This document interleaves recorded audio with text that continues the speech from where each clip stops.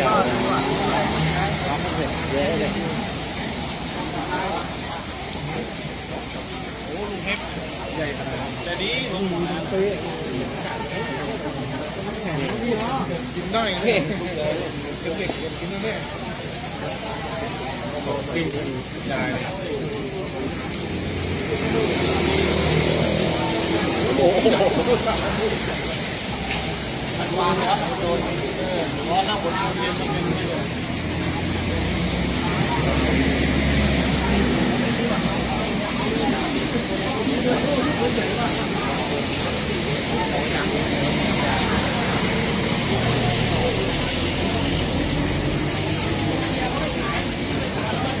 เยอะแล้วเยอะแล้วเอาใหญ่อีกหน่อยได้ไหมลูกไข่ด้วยใหญ่อีกนิดนึง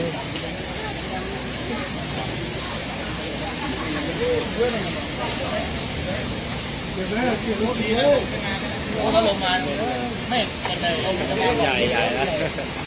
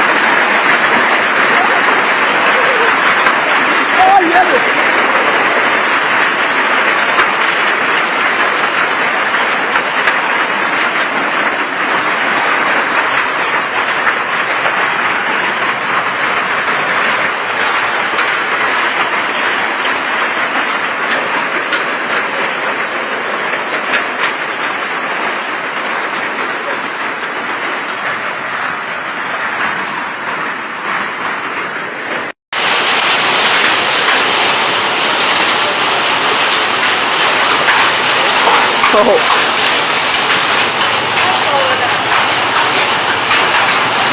โอ้โหโอ้ไอ้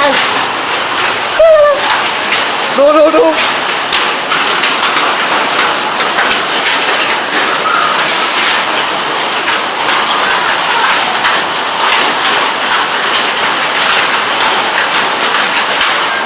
โอ้โห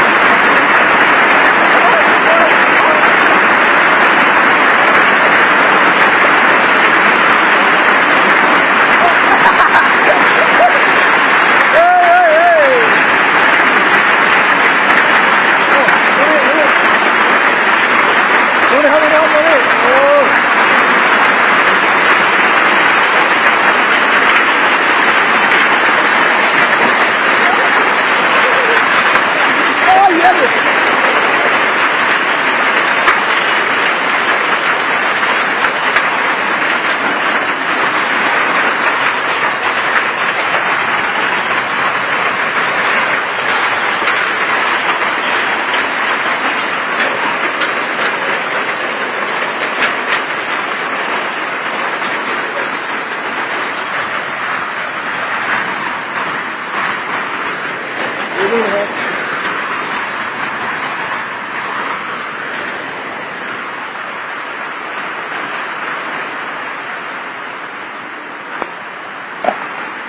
มันใหญ่มากครับ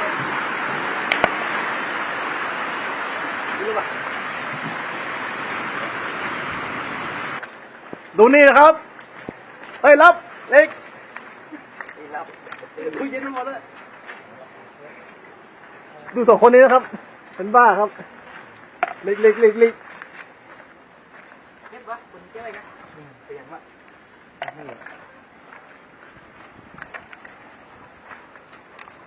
มันตรงที่ฮะเล่นกันเลยโอ้คนนักโอ้นี่ละเห็นผมนะ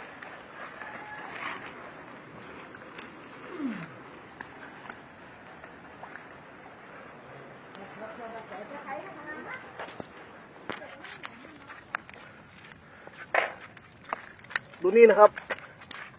ต้นกันให้เดือดเชื่อครับต้นฮัลโหลไม่ใช่พอไปขาวไปครับต้นอะไรพี่แน่ต้นไหนต้น